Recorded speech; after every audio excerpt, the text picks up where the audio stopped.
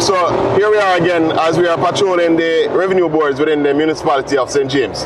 We are currently at the Long Hill Reading intersection, where you notice we have several revenue boards here.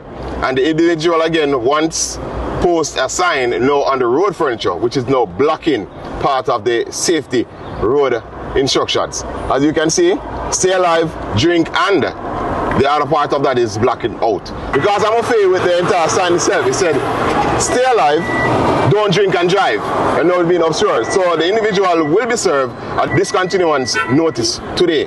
The discontinuance notice on the layman term is that, yes, while you can advertise in the space, do not block the road furniture for instructions and directions and other activities within that space. So therefore, the individual will be served a discontinuance notice today.